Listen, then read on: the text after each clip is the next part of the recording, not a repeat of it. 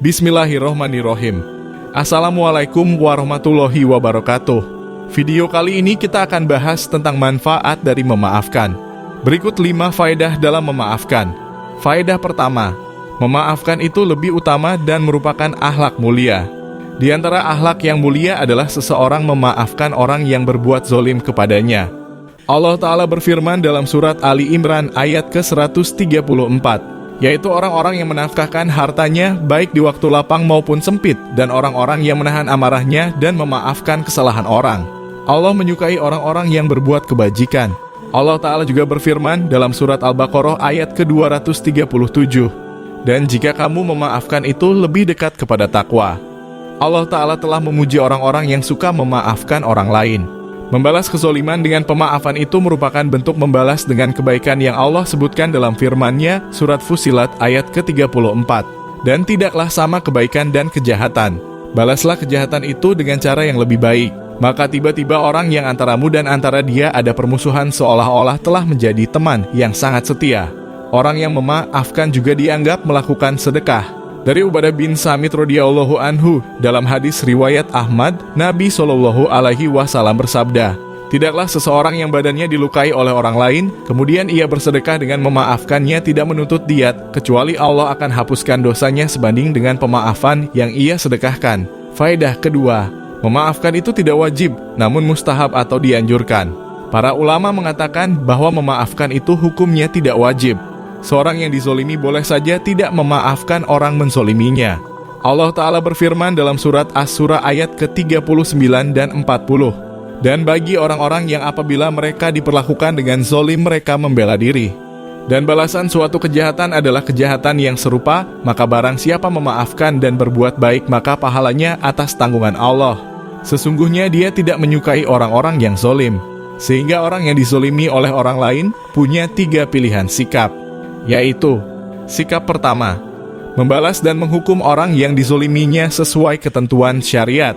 Sikap kedua, bersabar, tidak membalas dan tidak menghukum, namun tidak memaafkan. Sikap ketiga, bersabar, tidak membalas dan tidak menghukum, serta memaafkan orang yang menzaliminya. Namun perlu diketahui bahwa kezoliman yang tidak dimaafkan kelak akan dibalas di akhirat. Dalam hadis Bukhari dari Abu Hurairah radhiyallahu anhu, Rasulullah Shallallahu alaihi wasallam bersabda, orang yang pernah menzolimi saudaranya dalam hal apapun, maka hari ini ia wajib meminta perbuatannya tersebut dihalalkan oleh saudaranya sebelum datang hari di mana tidak ada dinar dan dirham. Karena jika orang tersebut memiliki amal soleh, amalnya tersebut akan dikurangi untuk melunasi kezolimannya. Namun jika ia tidak memiliki amal soleh, maka ditambahkan kepadanya dosa-dosa dari orang yang ia zolimi.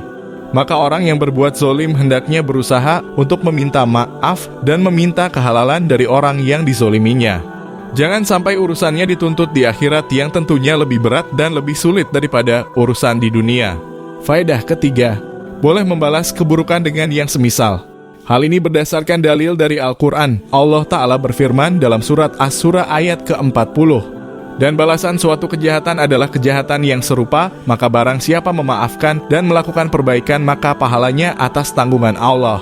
Sesungguhnya dia tidak menyukai orang-orang yang zolim.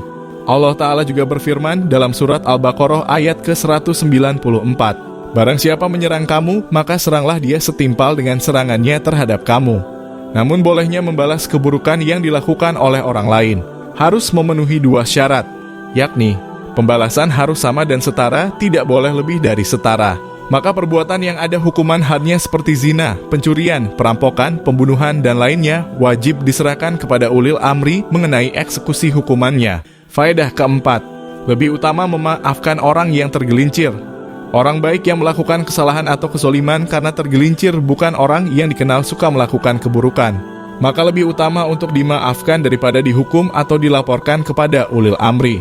Dalam hadis riwayat Ibnu Hibban dari Abdullah bin Mas'ud radhiyallahu anhu, Rasulullah Shallallahu alaihi wasallam bersabda, maafkanlah ketergelinciran orang-orang yang baik. Adapun orang yang memang dikenal melakukan keburukan maka tidak ada anjuran untuk memaafkannya. Imam An-Nawawi mengatakan, maksudnya adalah menutupi kesalahan orang yang memiliki nama baik dan semisal mereka yang tidak dikenal gemar melakukan gangguan dan kerusakan. Adapun orang yang gemar melakukan gangguan dan kerusakan maka dianjurkan untuk tidak ditutup-tutupi kesalahannya, bahkan dianjurkan untuk diajukan perkaranya kepada waliul amri jika tidak dikhawatirkan terjadi mafsadah. Ulil amri atau hakim pun boleh memaafkan atau membatalkan hukuman ta'zir bagi orang yang baik yang melakukan kesalahan karena tergelincir. Faedah kelima, terkadang menghukum lebih utama dari memaafkan. Walaupun memaafkan itu lebih utama, namun ini tidak dalam semua keadaan. Ada keadaan di mana tidak memaafkan itu lebih utama. Allah Ta'ala berfirman dalam surat Asy-Syura ayat ke-40, dan balasan suatu kejahatan adalah kejahatan yang serupa, maka barang siapa memaafkan dan melakukan perbaikan maka pahalanya atas tanggungan Allah. Sesungguhnya dia tidak menyukai orang-orang yang zalim. Syekh Muhammad bin Shalih Al-Utsaimin menjelaskan, dalam ayat ini Allah menggandengkan pemaafan dengan islah atau perbaikan. Maka pemaafan itu terkadang tidak memberikan perbaikan. Terkadang orang yang berbuat jahat pada Anda adalah orang yang bejat, yang dikenal oleh masyarakat sebagai orang yang buruk dan rusak. Jika Anda memaafkannya, maka ia akan semakin menjadi-jadi dalam melakukan keburukannya dan semakin rusak. Maka yang lebih utama dalam kondisi ini, Anda hukum orang ini atas perbuatan jahat yang ia lakukan. Karena dengan demikian akan terjadi islah atau perbaikan. Wallahu a'lam bishawab. Semoga kita selalu di jalan yang lurus sesuai tuntunan Nabi dan para sahabatnya. Terima kasih sudah tonton video ini. Silahkan di-like jika kalian suka. Dan jangan lupa subscribe ya, agar channel ini bisa berkembang. Apakah ada hal lain yang ingin kamu tambahkan atau bahas? Tulis di kolom komentar ya.